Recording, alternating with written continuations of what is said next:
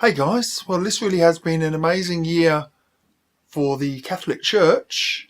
First with Ratzenberger resigning, and now Pope Francis announcing that atheists can go to heaven, and then the Catholic Church retracting. It really has been quite historic, so many things that you don't expect to see. Now, personally, I'm incredibly grateful to the Church for withdrawing Pope Francis' statement, because as soon as he made it, I thought to myself, oh my goodness, there's a tiny shred of humanity in the Catholic Church. It's trying to modernise so that it doesn't continue to hemorrhage members left, right and centre.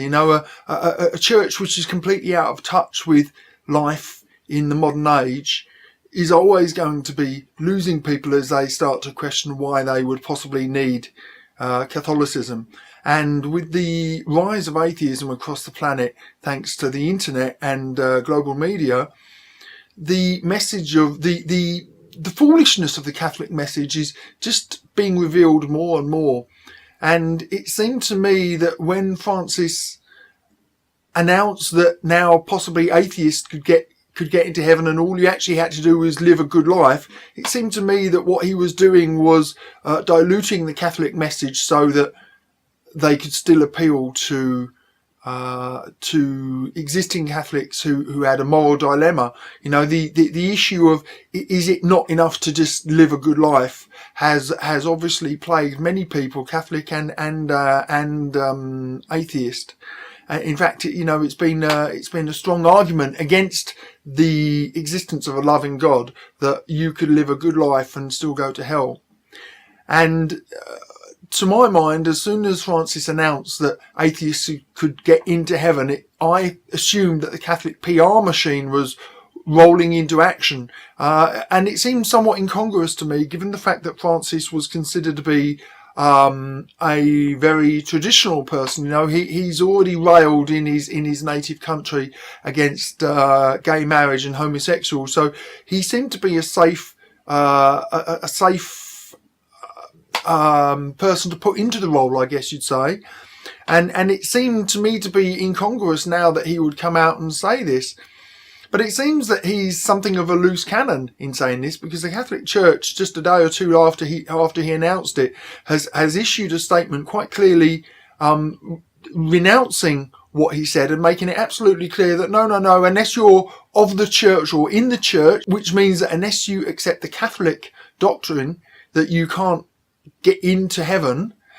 It's kind of trying to restore the status quo, and I could almost hear the scurrying of feet in Vatican City as they realised that his statement, humane though it may be, would mean that they would lose the last vestiges of control over people. Because if you didn't need to be a Catholic and you didn't need to be if you didn't need to be a Catholic and you didn't need to go to church to get into heaven, then how are they going to extract their pound of flesh from you? How are they going to get their weekly money in the collection plates to keep defending their paedophile priests? How are they going to continue to live in big hats and palaces if the faithful didn't continue to put money in the collection box?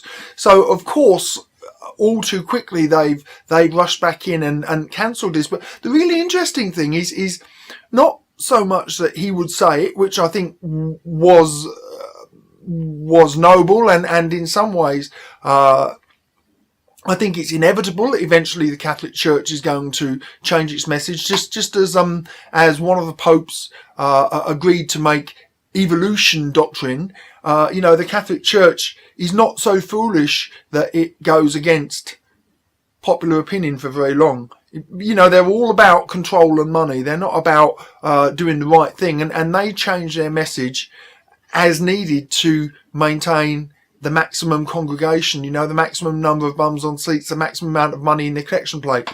So it seems to me inevitable that sooner or later the Catholic Church will endorse gay marriage, and it will endorse the fact that you can get into heaven if you live a good life, but you don't go to church. I think that would be the first step, and then from there it will be that you don't even need to be a Christian to go to heaven, so long as you lived a good life. But what's really interesting here, what I find absolutely incredible, is that the Pope is considered to be the Word of God on earth.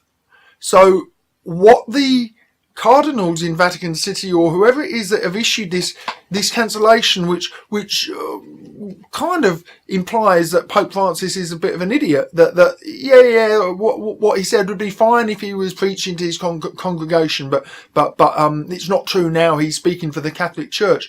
What they're saying is that even though Pope Francis is the Word of God on earth, he is the next thing to God, the next most holy being in the entire universe, that in actual fact he just got it wrong. And that is unbelievable arrogance. This is a real insight into the workings of the Catholic Church. Conspiracy theorists often say that the President of the United States doesn't have any real power. It's all in big business. And, or the Bilderberg Group, or whoever, and I have no particular opinion on that, but, it's absolutely certain here that the Pope is just the figurehead for the religion, and that he actually, when it comes to it, doesn't have freedom of speech to express his own feelings. And that in actual fact, there's some shady old men, behind the scenes who are pulling the strings. And when he just speaks freely, I'm imagining that his papacy is going to be on a sticky wicket for a while for this, because I'm fairly sure that when they elect him to power, that they do so on the understanding that he will continue to represent their position rather than speak his own mind, or as he's supposed to be doing, speaking the mind, the Word of God. Of course, there is no God, but if you believe the religion, then he has a direct line to God, and he speaks with the voice of God. So when he says that God is quite happy for people who live a good life to go to heaven, which, if you think about it, is the decent position, the rational position, and that completely contradicts the Catholic doctrine. These guys just simply got in and undermined him. And what that says about the power structure of the Catholic Church, and also, it's been often mocked and pointed out that the books of the Bible were assembled by committee, not by divine Word of God. But in many ways, that has not been that kind of policy of human intervention, human overriding of what was supposed to be, some divine process, has not been terrifically manifest in modern times. But here now, where you just see a bunch of cardinals just getting together and deciding to impose their bigotry and their narrow view of Christianity, which I'm absolutely certain is influenced by control and money, not by any desire to interpret the Bible, given the fact that the Bible is just a bunch of random books brought together by committee in the first place. I no more think that the people in charge of the Catholic Church believe in Christianity or in Jesus or in the religion that they lead than that I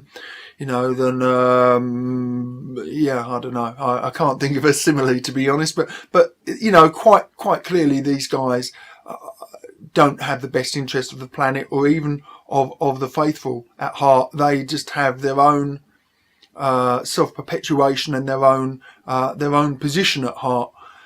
So amazing stuff, guys. The Pope apparently doesn't speak for God anymore. A couple of old cardinals do. And any of you guys who are Catholics, I very much hope that you are recoiling from this in disgust. But personally, I'm very grateful, because it's just showed to people even more clearly what complete bullshit the Catholic Church is. You take care.